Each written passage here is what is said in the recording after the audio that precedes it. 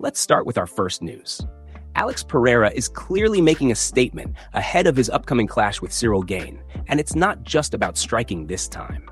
New training footage shows Pereira putting serious focus on his ground game, signaling a potential shift in strategy that could surprise a lot of people. Known for his elite kickboxing and devastating knockout power, Pereira has built his reputation on striking dominance. But now, he seems determined to evolve. In recent clips, Pereira can be seen working extensively on grappling, sharpening techniques that many once considered a weakness in his overall skill set. This isn't the first time we've seen him train in this area either. Previous footage showed him drilling with Glover Teixeira, a former champion with elite grappling credentials. That alone raised eyebrows, but this latest footage confirms it. Pereira is taking his ground game very seriously. This kind of preparation suggests that his camp is leaving nothing to chance. Cyril Gane, while primarily known for his striking, has also faced criticism in the past regarding his grappling defense. That could open a strategic window, and Pereira seems fully aware of it. By improving his takedown ability and control on the ground, he adds a completely new layer to his already dangerous arsenal. What makes this development even more interesting is the unpredictability it brings. Opponents usually prepare for Pereira's striking, expecting a stand-up battle filled with explosive exchanges. But if he suddenly mixes in takedowns or initiates grappling exchanges, it could throw off Gane's entire game plan. That element of surprise could be a game changer. At the same time, it also shows discipline and growth. Instead of relying only on his strengths, Pereira is actively working to eliminate weaknesses. That mindset often separates good fighters from great ones. Training camps are where fights are truly shaped, and from everything we're seeing, this one looks focused, calculated, and intense.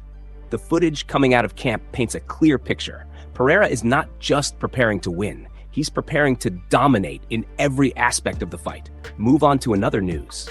Ilya's manager has released a detailed statement addressing the Islam Makhachev situation and the breakdown of the potential fight for the White House event. He claims that the situation has been widely misunderstood and taken out of context by fans and media alike. According to him, the UFC initially reached out on Monday asking whether Ilya could be used for the card. At that point, the answer was no. Then on Wednesday, he received another call offering two possible opponents, Islam Makhachev or Justin Gaethje. He states that they immediately expressed interest in fighting Islam, seeing it as the biggest possible matchup. However, he explains that the financial terms offered were far below expectations, and the numbers made the fight impossible to accept. He claims that both options were essentially declined due to the same issue, the payout not matching the scale of the fight.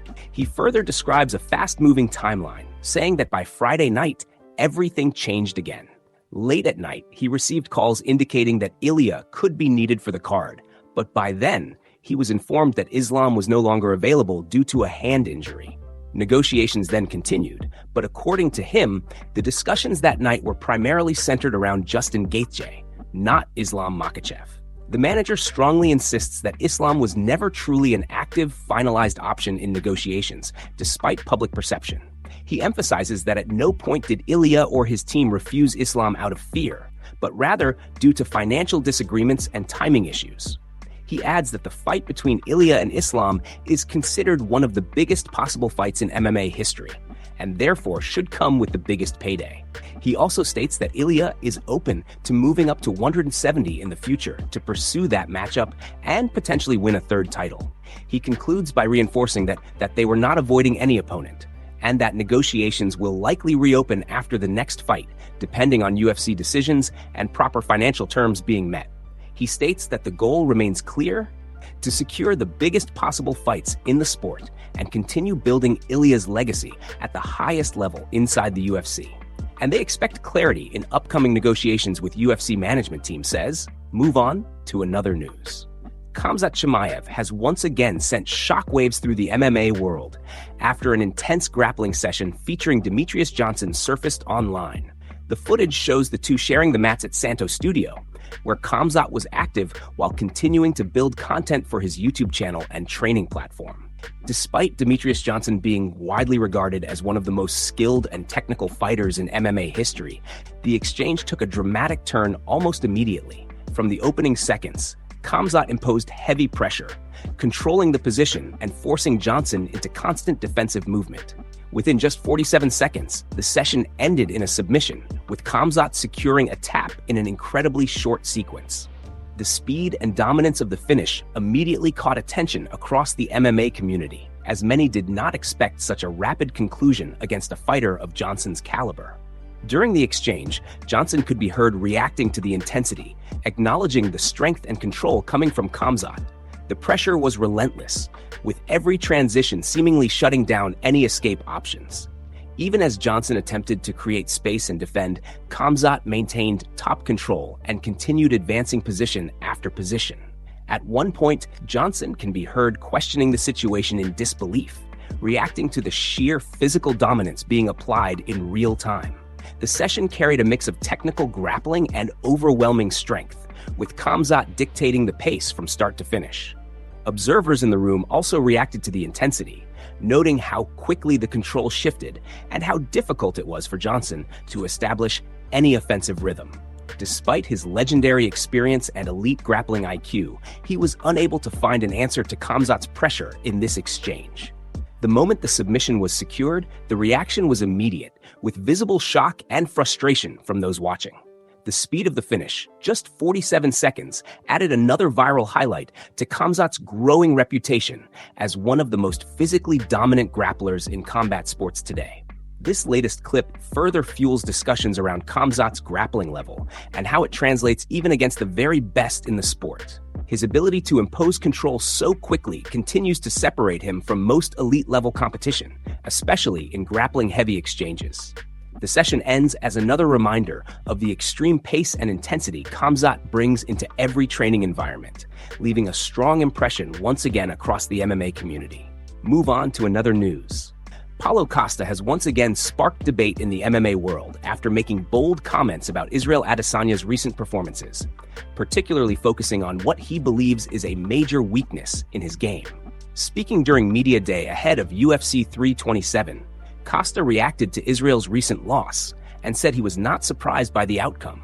He acknowledged that while Israel remains an elite striker with high-level skills on the feet, his struggles in grappling exchanges continue to cost him in key moments. Costa pointed to the importance of mixed martial arts fundamentals, suggesting that when fights leave the striking realm, Israel often runs into serious problems. He emphasized that grappling and jiu-jitsu are essential at the highest level, and claimed that this is where Israel is being exposed. During the discussion, Costa was asked about Israel's fight against Joe Pyfer, which ended in a result that surprised many fans. He admitted that at first glance, Israel appeared to be performing well early in the fight, controlling the striking exchanges and looking sharp in his movement. However, Costa noted that everything changed once the fight hit the ground or entered grappling transitions. He suggested that this shift in momentum revealed a critical gap in Israel's overall skill set, especially when forced into uncomfortable positions. Costa went on to say that while Joe Pyfer is a very dangerous and promising fighter, the turning point was more about Israel's limitations than anything else. He praised Pyfer's potential, but insisted that the outcome highlighted the same recurring issue in Israel's game. He stated that Israel has no grappling, no jiu-jitsu, nothing, emphasizing his belief that ground fighting remains a clear weakness. According to Costa, when the fight leaves striking range and enters grappling exchanges, Israel is no longer as effective or dominant. He further added that at the highest level of MMA, being one-dimensional is extremely dangerous. Costa implied that opponents are now aware of this pattern and are increasingly looking to exploit it by forcing grappling exchanges rather than engaging in pure striking battles. Costa's comments have reignited their long-standing rivalry narrative and added more fuel to ongoing discussions about Israel's future in the division. His remarks continue to divide fans, with some agreeing on the grappling concerns, while others defend Israel's overall championship-level resume and striking dominance over the years. Move on to another news. Dana White has recently given positive comments regarding Arman's latest activity, suggesting that the fighter may be slowly working his way back into good standing after a turbulent period with the UFC leadership. According to reports, Dana White praised Arman for staying active and continuing to compete in wrestling and grappling events. This comes after a difficult stretch following his late withdrawal from a high-profile fight against Islam Makhachev at UFC 311, a moment that significantly impacted his standing within the organization. Since that incident, Arman has reportedly been dealing with the consequences of being placed in what fans often refer to as the UFC doghouse, with limited opportunities and increased scrutiny over his actions both inside and outside the octagon. His situation was further complicated by several public incidents, including a well-known altercation at RAF 6 involving George Opolis. These events contributed to a perception that Arman was becoming unpredictable outside competition, something Dana White has previously expressed frustration about. In earlier comments, Dana White openly stated that he was not fully satisfied with Arman's behavior, referencing both public and private matters that had raised concerns within the promotion. However, his most recent remarks show a noticeably more positive tone. While speaking during an interview with Aiden Ross, Dana White acknowledged that he appreciates Arman's efforts to remain active and stay visible through competitive appearances in grappling and wrestling formats. He also suggested that staying engaged in competition is a key factor in rebuilding trust with the UFC leadership. Dana also added a lighter remark, noting that being around Nina does not hurt his image, while briefly praising her success and presence in the sport. However, he made it clear that future opportunities would depend heavily on overall behavior and consistency. He explained that after each event, the UFC reassesses its options for upcoming fights, and nothing is guaranteed until situations play out. According to him, Arman's future will be evaluated based on both performance and professionalism in the coming months. Dana concluded by emphasizing that Arman needs to avoid unnecessary controversy when attending events, but also made it clear that he still sees value in him as a fighter. This suggests that while tensions previously existed, doors are not fully closed. If Arman continues on this path, it appears he could soon be in line for another high-stakes matchup, depending on how the division shapes up moving forward. Move on to another news. Some new UFC fights have officially been revealed, with multiple divisions getting updated matchups as Fight Night cards continue to take shape. Next, we move on to recent fight announcements reported by Marcel Dorf on X. In the welterweight division, Jeremiah Wells is set to face Nicholas Dalby on May 16th at a Fight Night event in Las Vegas. This matchup brings together two experienced competitors looking to climb higher in a very competitive division. Jeremiah Wells enters the fight with momentum, aiming to build on his unanimous decision victory over Timba in November. That win helped him regain confidence and stability, and he will now be looking to extend that form against a durable opponent. On the other side, Nicholas Dalby comes into this fight after securing a split decision win over Sajid Isazagmaev in November. That victory was particularly important as it snapped a tough two-fight losing streak and put him back into the win column. Dalby will now look to carry that momentum forward into another key welterweight test. Next, we shift focus to another reported change on the same fight card. Marcel Dorf has also confirmed that Max Jimenez has been forced to withdraw from his scheduled bout against Marcus Buchessa on April 25th. The withdrawal created uncertainty around the matchup, but the UFC quickly acted to keep the fight intact. According to reports, Ryan Spann will step in as a replacement opponent for Marcus Buchessa. This late change adds a new dynamic to the matchup and gives Buchessa a different style of opponent to prepare for on short notice. Marcus Buchessa, known as a BJJ specialist and grappling-heavy fighter, is still searching for his first UFC victory. He made his promotional debut with a unanimous decision loss to Martin Buday, followed by a draw against Kennedy and Nzechukwu in December. Despite strong moments, he has yet to secure a breakthrough win inside the UFC. Now, facing a new opponent in Ryan Spann, the challenge becomes even more unpredictable. Spann has not competed since last July when he picked up a submission victory over Lucas Bresky, showcasing his finishing ability and dangerous ground game. With both fighters stepping into this matchup under very different circumstances, the fight carries added intrigue as Buchessa looks for his first UFC win, while Spann returns after a layoff aiming to make an immediate impact once again inside the octagon. Move on to another news. Dana White has responded to the ongoing confusion surrounding the Ilya and Islam situation, after fresh claims and counterclaims emerged about why the potential super fight never came together. The situation gained traction after reports suggested that Ilia Topuria was being considered for a major matchup against Islam Makhachev at a high-profile UFC event on June 14th.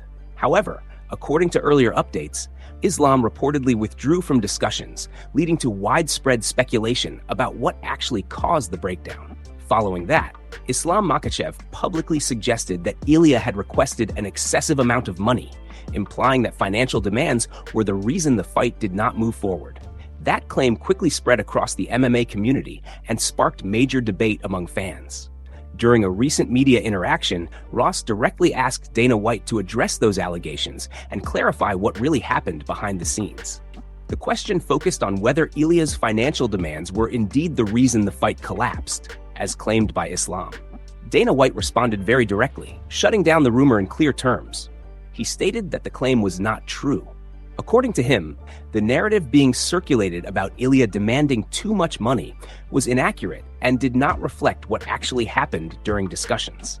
His answer was short but firm, reinforcing that the situation was being misrepresented publicly. He did not go into further contractual details, but his response made it clear that he disagreed with the version of events being shared by Islam.